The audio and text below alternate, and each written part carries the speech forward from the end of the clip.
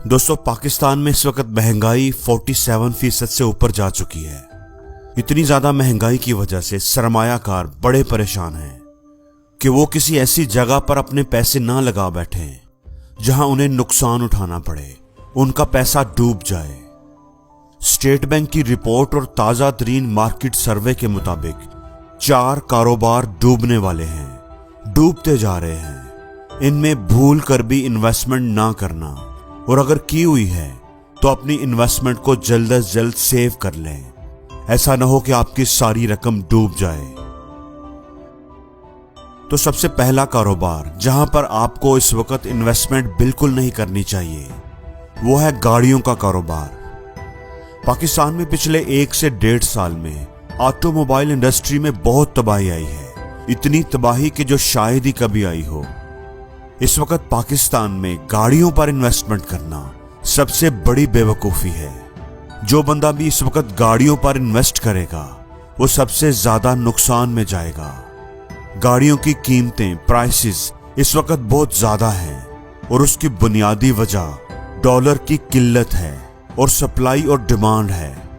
ये जो कीमतें इस वक्त बढ़ी हुई हैं ये फेक हैं। कुछ वक्त गुजरेगा, हालात कुछ स्टेबल हुए तो ये कम हो जाएंगी और जिन लोगों ने इन्वेस्ट किया होगा उनको नुकसान उठाना पड़ेगा।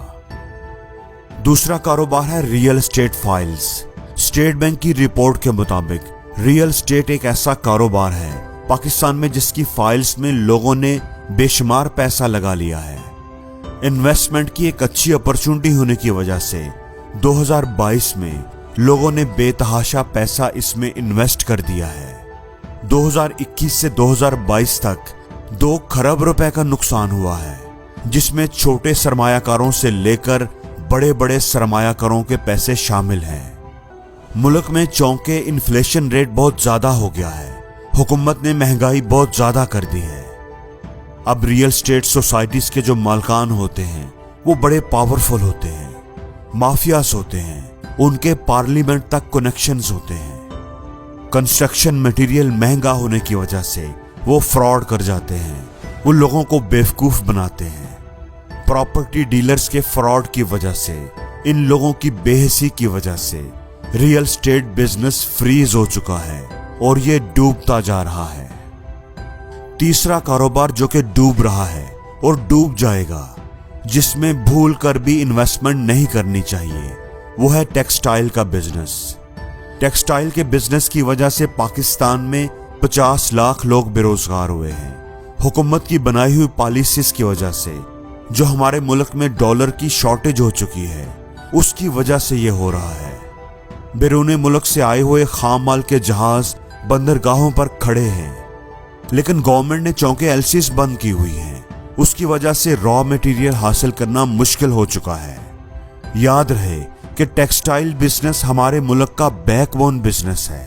पाकिस्तान की जीडीपी का तकरीबन 25% टेक्सटाइल से ही तो आता है, लेकिन अब यह कारोबार जवाल पजीर है, डूब रहा है। इसलिए इस कारोबार में इन्वेस्टमेंट करना बहुत बड़ी गलती होगी। अब चौथे कारोबार की तरफ आते हैं। चौथा कारोबार है कंस्ट्रक्शन बिजनेस। ये एक ऐसा कारोबार था जो बहुत ही मुनाफा बख्श था। इसमें की हुई इन्वेस्टमेंट कभी बेकार नहीं जाती थी, लेकिन अब हालात बिल्कुल ही मुख्तलिफ हैं। पाकिस्तान में ये बिजनेस बिल्कुल ही डूब चुका है। बड़ी बड़ी कंस्ट्रक्शन कंपनियां अब पाकिस्तान में काम नहीं करना चाहती। वो यहां पर अपना सरमाया इन्वेस्ट करने से घबरा रही हैं। अब तो आम लोगों के पास भी इतने वसाइल नहीं हैं। महंगाई इतनी ज्यादा हो चुकी है कि आम आदमी के लिए अपना घर बनाने का ख्वाब देखना भी मुश्किल हो चुका है। और तो और बड़ी बड़ी हाउसिंग सोसाइटीज में भी कंस्ट्रक्शन के काम में वो तेजी नहीं रही। इसलिए अब पाकिस्तान में लोग अपने पैसों को कहीं इन्वेस्ट करने की बजाय डॉलर खरीदने या सोना खरीदने में मसरूफ हैं।